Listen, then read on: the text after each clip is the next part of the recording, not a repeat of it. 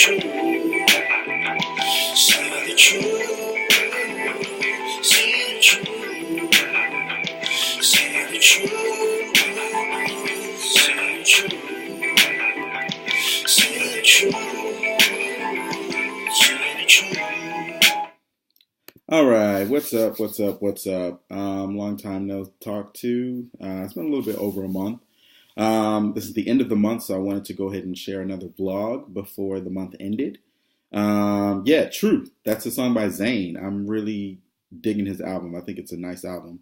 So yeah, I actually wanted to be real, pretty real this vlog. The other stuff has been real too, but this I want to get a little bit more specific, I guess, into some details of the journey here in Spain. First, I want to talk about the weather. Really? I mean, I almost have to laugh that it's almost May 1st and I'm wearing a sweater currently. And when I leave my house in the morning, I'm always wearing a coat with a hat and a mask to cover my face. It's May, so why is it still like in the 50s? I don't understand. So I knew that it got cold here, but I didn't realize that winter was 7 months here or 8 months. Everyone swears they were like, oh, in March it's going to heat up. Yeah, heating up from 30s to 50s, yes, it's heating up, but that's not warm. So I think I misunderstood, miscommunication, I guess. But then everyone's like, oh my gosh, the summer is going to be ridiculously hot. So if I didn't believe it the first time when they said it was going to get ridiculously cold in December, which it didn't get ridiculous, it was cold, but not ridiculous. And now for spring, it hasn't warmed up in March, or it warmed up, but it hasn't been warm. So I'm thinking the same thing for the summer. It's not going to be hot. Everyone's like, no, you say that now. But again, I don't believe it until I see it. So anyway, so I just want to talk about the weather because I'm still wearing sweaters. I still have a space heater in my room because I'm freezing. I still don't have heat in my place because people don't like to use it because it costs too much. So yeah, so I still wear I get dressed to go to bed at night. I wear a sweatshirt with sweatpants and socks, sometimes a hat. I have 3 layers of covers. Yeah, it's insane. But whatever I got to do to stay warm.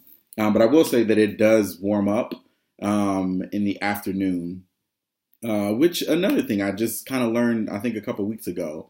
So afternoon in Spain starts at 2:30 and ends around 8 p.m., which for me is almost insane and so not what I'm used to, which explains also why people usually have dinner around 10 p.m. For me, I'm used to the thinking that afternoon starts at 12, and then it's usually from like 12 to, I don't know, maybe like 5 is the max, but usually around like 4:30 is afternoon, and then 5 is usually like evening. But no, I just learned it the other day. I met this girl at the bus stop, and she was telling me, like, she's from Colombia, and she's a sister that lives in Miami, and she's like, oh, we should meet up and like chat or whatever on like a Friday for lunch. I was like, perfect. I was like, I'm free all day. Friday works perfect. So she hits me up and was like, hey, so let's have lunch around 7. And I had made plans for the evening because I assumed that we weren't going to meet anymore because the afternoon had come and gone, but not thinking in Spanish terms that the afternoon still goes until 8. So 7 was perfect for a lunchtime. So I had to cancel the plans because I was like, I wasn't expecting it to be evening. I was thinking more afternoon because evening I figured I would do something else because I didn't know I would be having lunch at 7. But anyway, so that was a new thing that I learned, as all the other new things I've learned here. I want to talk next about getting regular activities here. I haven't been traveling pretty much for the past maybe couple months. I haven't really gone anywhere. And not going anywhere, you kind of start to get a little crazy. I also had some financial difficulties. Paycheck's cool. Private lessons cool, but I guess they were going through some financial things too. So some of my lessons quit temporarily.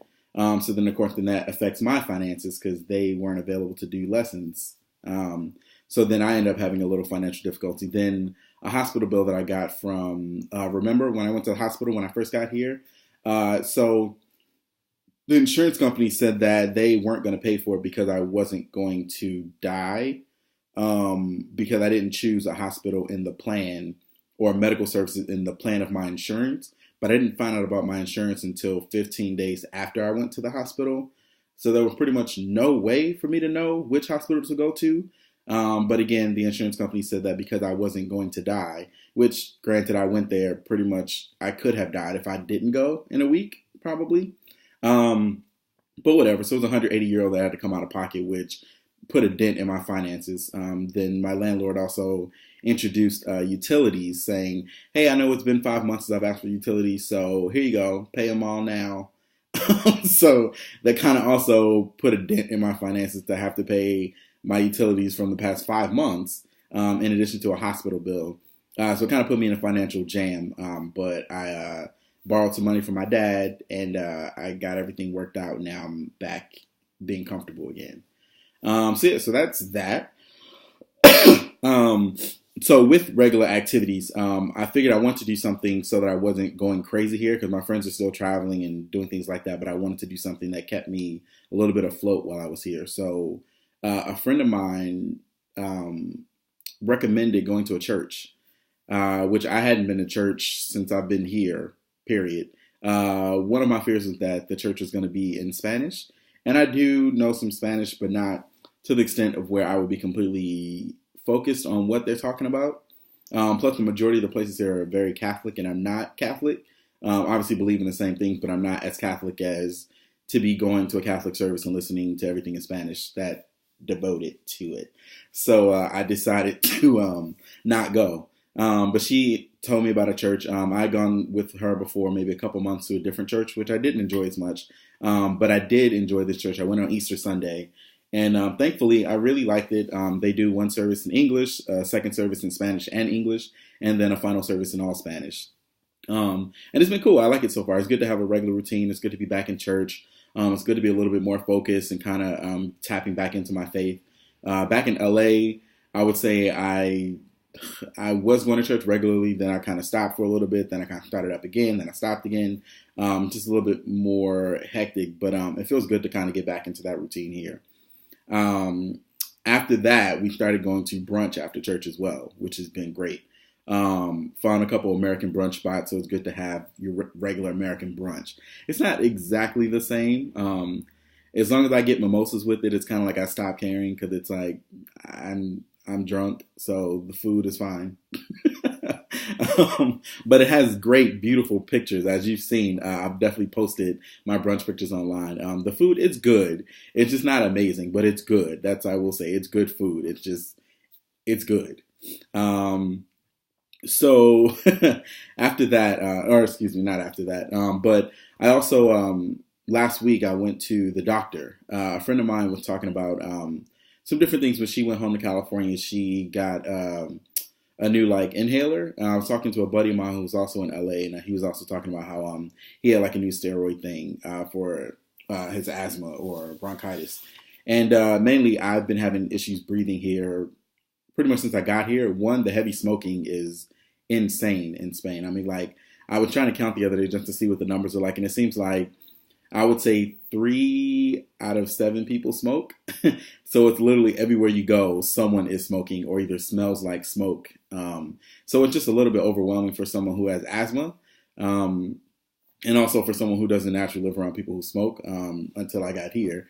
So I went to the doctor to kind of find out about getting another inhaler because I've had some issues and my inhalers starting to run out. And I don't want to have an issue where I'm in the middle of nowhere without a way to breathe. So then I also talked to him about some kind of steroid option to see if I can build my lungs. Because it's gotten so bad here where I can't even take a deep breath without it hurting my lungs. I can't do any kind of physical activities like running or anything like that because by the time I finish running, I'm completely out of breath, to the extent where I have to sit down and really relax.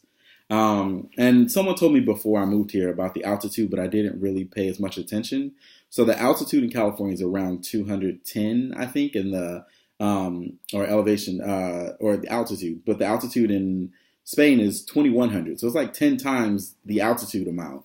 So it's significantly different for why I would have such breathing problems here than when I would in California. So I talked to the doctor about getting that. So I'm going to pick up that steroid. Also medicine for my allergies because he said it's only going to get worse in spring. And then also another rescue inhaler in case I run out of breath in the middle of nowhere. So yeah, so weird. I feel like I'm getting back to like my days when I felt like I was helpless, where I can't breathe because I have asthma, or like I'm allergic to nuts and like all this stuff, and I can't do physical activities. Like I feel like I'm like a big geek, and I just can't take care of myself. Um, yeah, but hopefully things will get better once I start taking this asthma steroid thing to enhance the strength of my lungs. Also started doing regularly, taking an improv class. Another friend of mine recommended some improv that she started doing here. And when I went the first time, they were all saying the same thing, like it's good to kind of find your place here by having a routine. And that is one thing that I was lacking here. Like I kind of just live every day in the moment, which I feel like is very Spanish. But on the other end, it's like I am still American, so I kind of need some kind of consistency here. And this improv group it's been cool. I enjoy it. It's around 25 people, I would say, that normally go. It's every Saturday for about 3 hours. It's free with donation. And the majority of the people in the program are British. So I was curious to see what like British humor could be like versus what I know of American improv in California. It's been interesting. I would say there's about it's maybe 20 British people, maybe 3 or 4 Spaniards, and 1 or 2 Americans, depending on the day. So I felt good to get back in improv because I haven't done it in a while, but I felt like I kind of picked back up on things where I left off. If not, maybe got a little bit better because I've had some different experiences and kind of can touch or tap into some new ideas from being here. So that's been cool. One of the things I thought was funny that I want to talk about was so this one guy, a Spanish guy, super aggressive. People here can be aggressive or abrasive sometimes, and I thought it was funny to watch that through improv where although everything is in English, so it's not in Spanish. I'm not ready to do Spanish improv, but it's all in English. And so this guy, they're like, sex is not a big deal here in Europe. I think most people know that or have heard that. So they're like looking for suggestions, and this guy's like, oh, how about balls? Wow, balls is the first suggestion out of your mouth? Okay, cool. So then he's like, all right, cool, great. And they were like, well, you don't have to take a balls like literally like testicles. You can think of like balls that you can like juggle or like play sports with, like whatever inspires you to what you want to make your move. So he starts his scene with a young lady, and his first line is, I've really enjoyed you being my whore these past years. So I'm kind of like, wow. And she's like, wow, he just called me a whore. So then she's like, yeah, I think I'm going to quit that profession, which she said no. But it's interesting also because a lot of the people in this group, they love to say no. Like they will deny any idea super quick and very aggressively. They're just like, no, I don't like that. That's not what we're doing. We're doing something different. So anyway, so she denies it. And he's like, you even put up with licking my balls and they're uneven. It got ridiculous. And I'm sitting there like, wow, sir, like you have nothing else that you could deliver in this moment but this, like directly hitting the nail on the head. Like, wow. So I thought that was very interesting. Then I went to another workshop. The same guy happened to be there. And they're doing this scene. He gets super aggressive again. And like he's wrestling this guy and pretty much is choking him now on the floor. So then at the end of the scene, they were like, oh, we forgot to mention in the rules that you don't touch people more than they're comfortable with or than you will be comfortable with. Like it's acting or improvising, so you don't have to literally choke him. You can pretend to choke him and he'll play along. No, this guy literally was choking this guy on the floor where he couldn't breathe. I'm like, wow, sir, can't say I trust you as an improviser. I would not want to be in the scene with you because I'm afraid I might end up dead. So then another thing is we play like little name games and things going around in a circle. And someone may, start a suggestion off with like, hello. So it's like you change the pattern or it heightens every time you go around. So it's like, hello, hello, hello, hello, hello. So eventually the way the group works, it turns into bitch or fuck you or don't look at me or no or I hate you. And I'm like, guys, wow. Yeah, so it's very interesting because bitch is said every class that I've been to so far. Like a woman could tag into a scene and the first line of dialogue from someone is, hey, bitch, or you fucking bitch. It's like, Wow, you guys are interesting. So I thought that was very interesting, but I also think that it's not as powerful in their language as it is in ours because there is that disconnect for information. Where for us, that wouldn't be the first word of our mouth to call a woman to bitch. Where for them, it's not like a thing, so they just say it like it's not a big deal. Um, so yeah, so I thought that was very interesting. I've also been improving on my Spanish. Speaking of disconnect, I will say I've been doing Duolingo pretty regularly and also doing a little bit of an intercambio and just forcing myself to speak more Spanish. I'm still pretty bad at speaking, in my opinion. I can speak super slow, but my understanding has become really, really good. Like I can understand a lot of Spanish now that I could not figure out at all when I first got here.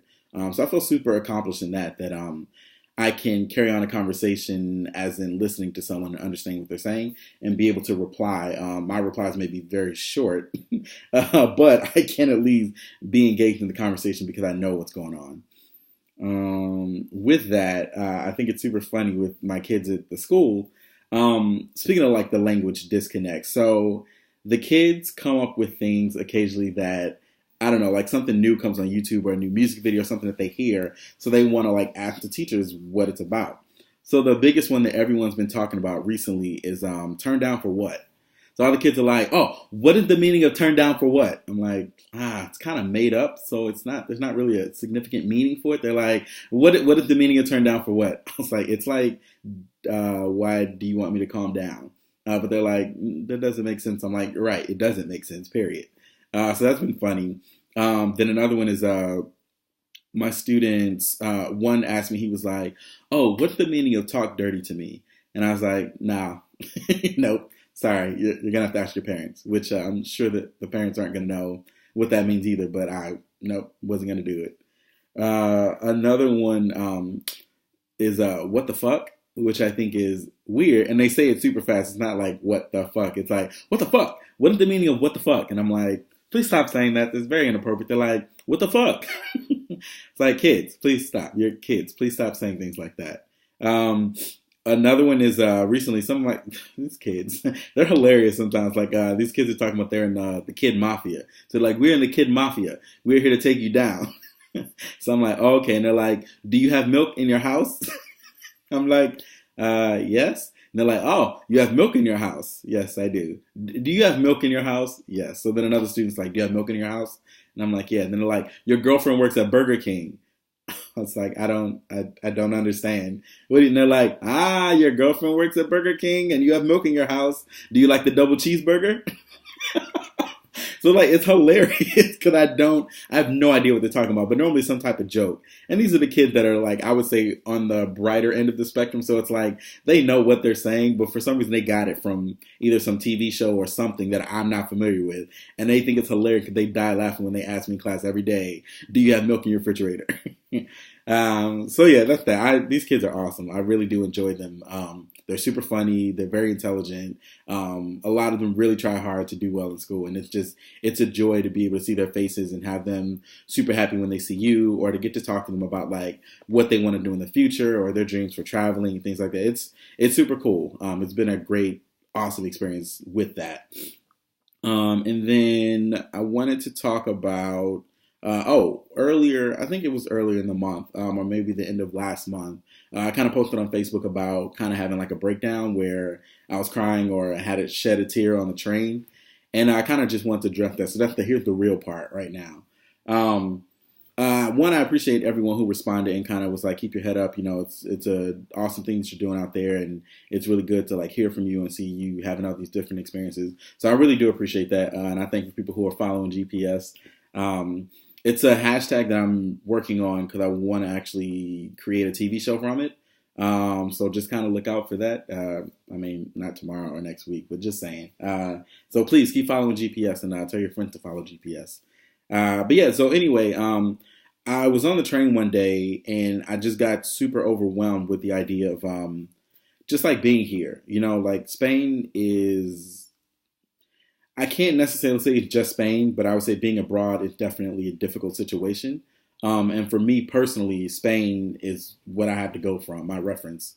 And it's a challenge when I feel like I don't have a lot of control. When I finally got down to the root of my issue and what was bothering me with the sense of control, I don't have a lot of control here. People say you can change things to control your destiny, but with this being my first year and a lot of these experiences, I'm not aware of. I don't have much control over it, and it bothers me because I've been in control of my life for so long, been so independent for so long, and then to be in a place where I'm still the same person, but now I can't control anything. Like I can't control when my paycheck will come. I can't control that people can't always understand what I'm saying. I can't control how many people are here. I can't control like my roommates, like how they live, how their habits are different from mine. I can't control the weather. I can't control like all these things. Like I can't control these factors, and it got too overwhelming to me. Where I was just like, I'm in a situation that I hate sometimes because I can't control things. And I understand that I can't control everything, and I have to know that I have to accept it. I know pasa nada is such a big thing, and I have to try to live that life more.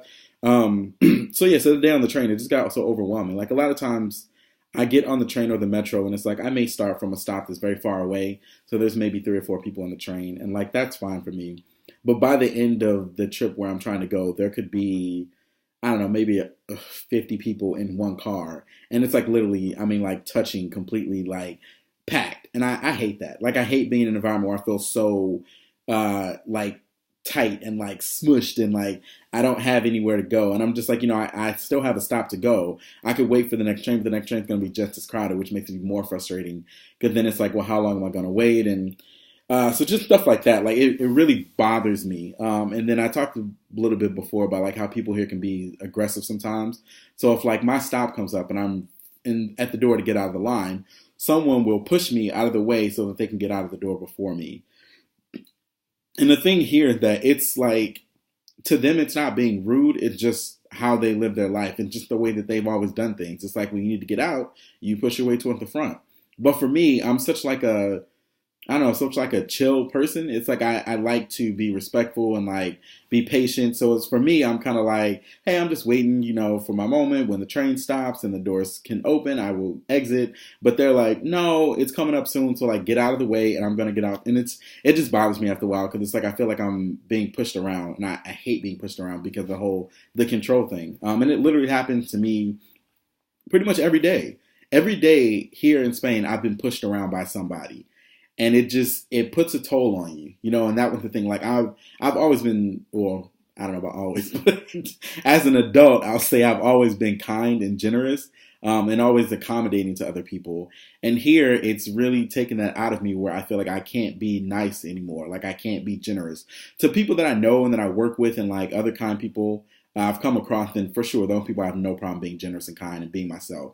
But for anyone in public that I don't know, now I pretty much just push them around because I don't care anymore. Like if you're in my way or if you feel like you want to push me, then I'm going to push back. Like it's so weird to be like that because that's not me, but that's what I have to do here just so I don't feel like I'm getting beat up every day in my life that I leave my apartment or leave my house.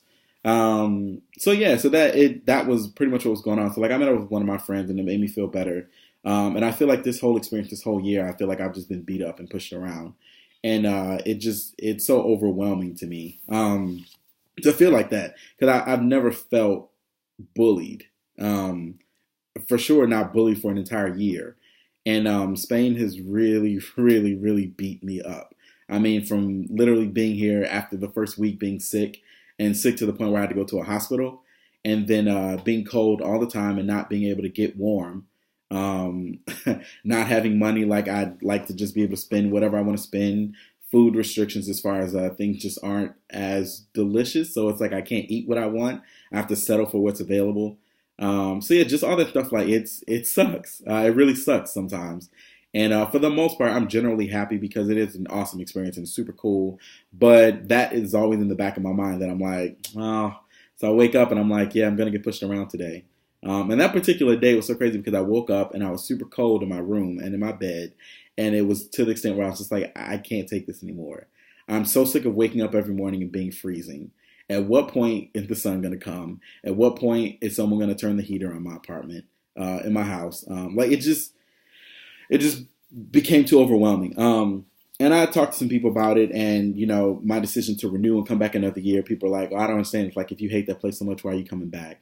And what I realized is that because I got so beat up this year, I don't want to live another year like that. I don't want to go back to the States and everyone's like, "How was Spain?" I'm like, "It was horrible. I hated it. It was a really bad experience. I had some great times, but overall, it was something that I would never do." And at this point in my life, I kind of feel like I would never want to live abroad in another place again from this experience. And everyone's like, "That's not good." Like, there's so many other places in the world that you wouldn't feel that way about. So I want to take another year to really to fight back, to make those choices, to make those changes. So things that I felt weren't in my control this year, I want to be able to change those so the next year they are in my control, so that I live by myself, so that I can control my heat. So when I know it rains a lot in April, now I know that I buy rain gear. So I'll be prepared for it. So it's like all these things that were horrible this year, I can make sure the next year they're not horrible, and that I'm aware that they're coming, or that they may come, and I can be a little bit more prepared. So next year I'm going to travel every other weekend if I can. I'm going to make sure I save a lot of money. And just really, I want to have a great experience next year. And I don't want to feel like I left the place beat up and like down on my luck and pushed around. Because I don't think anybody likes that. And I'm not the kind of person to live a life like that. So to know that I lived the whole year like that doesn't make me feel good going back home feeling like a failure. And I know people told me that I've talked to, like, you're not a failure and you still did it. And like, you all these other things. But I truly, personally feel like a failure from this experience, and I don't want to come back to the States feeling like that. So I'm coming back another year to fight and to live an amazing Spanish life as opposed to horrible Spanish life. So in closing, my summer plans, I want you all to know, I will next month start looking for work in LA. I'm coming back for the summer. My game plan is to go to St. Louis first to visit my family there and hopefully be there for 4th of July for America's birthday. And then go back to LA as soon as I have a job that starts. And then I want to work all summer, save as much money as possible so I can really travel as much as I can next year. I want to see all my friends back in LA, my family in St. Louis. Really just hang out, and I want to have an amazing summer. I really want to just be in an environment where I feel completely loved and like supported and happy. Pretty much how I did like my going away parties. Like I felt so loved and supported leaving, coming to Spain, and Spain stripped all that away from me. Except for I know I talk to people and they encourage me all the time, so I do appreciate that. Josh and Amanda, I have to give you a shout out because y'all definitely very supportive. So I want to soak up everything that I love about the States and then come back here and ready to fight for a second year. All right, that's it. This is pretty long, but I felt like I had a lot to share, and I want to catch you all up on how I felt and about that experience that I had. So I hope everyone is great. I hope you're enjoying your hot, nice weather in the States. That's it. I love you guys. Mwah.